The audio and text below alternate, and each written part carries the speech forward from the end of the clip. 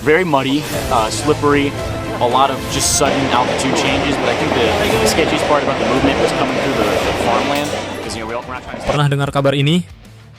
Saat latihan jungle survival di Banyuwangi, belasan prajurit Amerika dikabarkan tumbang karena kelelahan. Benar atau tidak? Satu hal jelas, medan tropis Indonesia memang bisa menjadi neraka bagi pasukan asing. Tapi pertanyaan yang lebih penting adalah ini.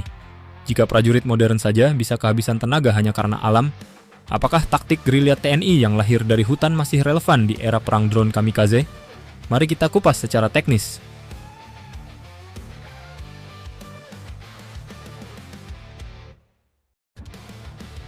Akar kekuatan gerilya. Sejak masa revolusi kemerdekaan, kekuatan TNI dibangun bukan dari jumlah senjata, tetapi dari taktik gerilya. Doktrin yang disebut perang wilayah menegaskan bahwa seluruh rakyat, seluruh medan adalah bagian dari pertahanan. Hutan, gunung, sungai, dan desa bukan hanya latar belakang pertempuran, melainkan senjata itu sendiri. Inilah yang membuat pasukan yang minim persenjataan mampu menghadapi tentara kolonial jauh lebih besar. Dan sampai hari ini, filosofi itu masih hidup. Hutan Indonesia, yang bagi prajurit asing terasa seperti labirin yang melelahkan, bagi prajurit TNI justru adalah rumah, tempat persembunyian, sekaligus benteng pertahanan.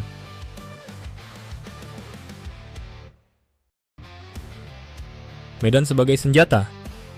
Medan tropis Indonesia bukan sekadar hutan hijau, tapi senjata tanpa peluru. Di Banyuwangi, kelembapan tinggi membuat pakaian selalu basah. Senjata cepat berkarat, dan stamina prajurit terkuras lebih cepat. Suhu panas dan oksigen tipis di lereng gunung mempercepat dehidrasi, membuat setiap langkah terasa 2 kali lebih berat. Vegetasi yang rapat menutup pandangan, membatasi jarak tembak, dan memaksa musuh masuk ke jalur sempit yang mudah disergap. Bagi pasukan asing yang belum terbiasa, ini seperti menghadapi musuh tak kasat mata. Bahkan sebelum kontak senjata terjadi, mereka sudah kehabisan tenaga hanya karena alam. Inilah seni gerilya. Memanfaatkan hutan, gunung, dan cuaca sebagai sekutu, hingga musuh kalah lebih dulu oleh medan sebelum kalah oleh peluru.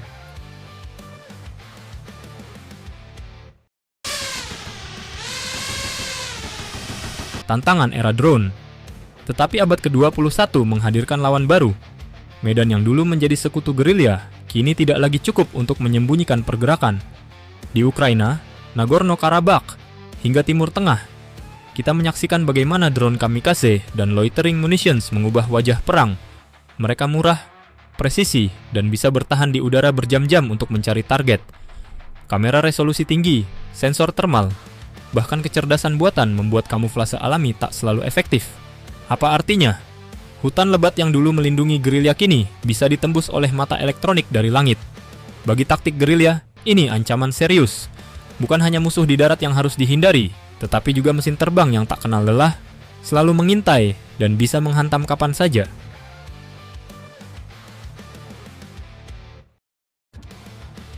Adaptasi gerilya modern.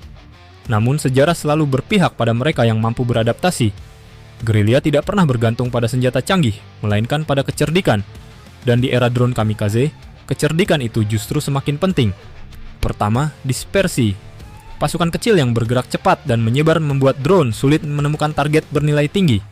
Kedua, kamuflase multispektrum. Bukan hanya bersembunyi di balik pepohonan, tetapi juga menyamarkan jejak panas, suara, dan sinyal elektronik agar sensor drone kehilangan arah. Ketiga, tipu daya. Umpan panas, jalur palsu, dan kendaraan decoy bisa memaksa loitering munitions menghabiskan amunisi pada sasaran kosong. Keempat, counter drone murah. Dari jammer portabel, senapan mesin ringan, hingga drone pemburu rakitan yang bisa diluncurkan oleh unit kecil.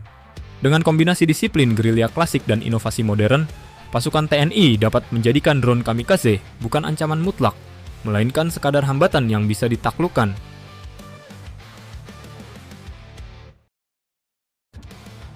Jadi kembali ke pertanyaan awal, masih relevankah taktik gerilya TNI di era perang drone kamikaze?